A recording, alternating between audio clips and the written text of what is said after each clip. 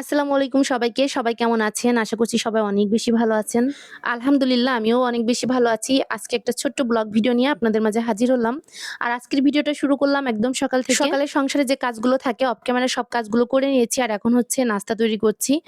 আর এই মিষ্টি পরোটার কথা শুনে সবাই অনেক বেশি অবাক হচ্ছ, তাই না? আসলে আমার বাচ্চাদের অনেক বেশি পছন্দ মিষ্টি পরোটা। মানে গুঁড়া দুধ, চিনি আর ঘি দিয়ে যে তৈরি করা হয় এই পরোটাটা। খেতে অনেক বেশি মজা লাগে। আমিও মাঝে মধ্যে খাই। তবে আজকে মেইন উদ্দেশ্য হচ্ছে ওদের খাওয়াবো বলেই বানাচ্ছি।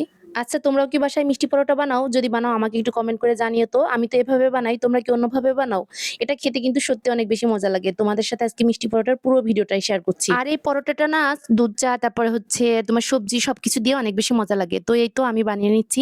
তো কিভাবে বানালাম? প্রথমে হচ্ছে ঘি দিয়েছি, তারপরে গুঁড়া দুধ, চিনি এভাবে দিয়ে এই যে চারকোনা আকৃতি করে এই পরোটাটা বানিয়ে নিব। এদিকে রূপন্তীর বাবা বাজারে যাবে আর হচ্ছে মেয়েরাও কোচিং এ যাবে, তো এই জন্য একটু তাড়াতাড়ি কাজগুলো করতে হয়। আসলে সকালে ভিডিও করতে গেলে কিন্তু কাজ করতে অনেক বেশি সমস্যা হয়ে যায়। তারপরও কি করব, কন্টেন্ট ক্রিয়েটর যেহেতু হয়েছি ভিডিও তো করতেই হবে, তাই না? তো এখানে মেয়ের বাবার জন্য নাস্তা রেডি করছি। আসলে এভাবে সাজিয়ে গুছিয়ে নাস্তা রেডি করা হয় না, এটা শুধুমাত্র কন্টেন্ট ক্রিয়েটররাই বোঝে যে সাজিয়ে গুজিয়ে নাস্তা রেডি করা কতটা প্যারা। শুধুমাত্র ভিডিওর জন্যই কিন্তু এগুলো করা হয়। তো রূপন্তীর বাবা নাস্তা খেয়ে বাজারে চলে গেছে আর এদিকে আমি একটু র চা খেয়ে নিচ্ছি। আমার এই লাল চাটা খেতে বেশি ভালো লাগে, আমি দুধ চা খুবই কম পছন্দ করি। তো রূপন্তীর বাবার বাজার থেকে আসতে একটু দেরি হচ্ছিল, তো ভাবলাম আমি ফ্রিজ থেকে মাংস বের করে রান্না শুরু করে দিই। আর আজকে খাসির মাংস রান্না করব, তো সব রকম মশলা কষিয়ে নিয়েছি, নিয়ে এই যে এভাবে রান্না করছি। আমি কিন্তু হাতে মাখিয়ে রান্না করি মাংস, তবে খাসির মাংসটা মশলার সাথে কষিয়ে রান্না করলে বেশি মজা লাগে।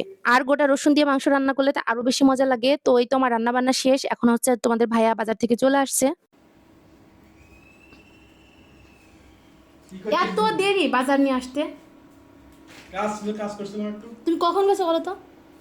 বুঝলি কাজ ছিল কাজ করছিলাম। আল্লাহ, ছোট মাছ নিয়ে আসছে। ছোট মাছ খাতে হবে, চোখের জন্য খুব উপকারী। আসো, সব কাজ এবার তুমি আজকে করবা রান্নাঘরের মধ্যে। সমস্যা নেই, করে দিচ্ছি। আর এই তো মাছগুলো আপনাদের ভাইয়া আর আমি পরিষ্কার করে নিচ্ছি একসাথে। আর একসাথে কাজ করলে কিন্তু অনেক বেশি দ্রুত কাজ হয়ে যায়। আর ও আমার সব কাজে কিন্তু অনেক বেশি সাহায্য করে। আর এদিকে আমার রান্না বান্না শেষ, এদিকে আপনাদের ভাইয়া হচ্ছে নামাজ পড়তে যাচ্ছিল, তো তাকেও একটু ক্যামেরার মধ্যে নিয়ে নিলাম। এরপর অফ ক্যামেরায় কিছু থালা বাসন ধুয়েছি, আবার হচ্ছে কিছু থালা বাসন ছিল সেগুলো ধুয়ে নিচ্ছি। আর এটা ছিল গত দিনের ভিডিও। এত বেশি গরম পড়ছিল, হঠাৎ দেখি আকাশে অনেক বেশি মেঘ, আর মেঘ হওয়ার সাথে সাথেই অনেক বেশি জোরে জোরে বৃষ্টি হচ্ছিল, তো সেটা একটু ভিডিওতে নিয়ে নিলাম।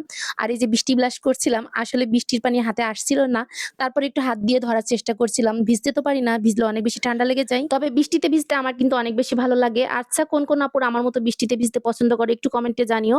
তবে আজকের মতো বিদায় নিছি, সবাই ভালো থেকো, সুস্থ থেকো, আল্লাহ হাফেজ।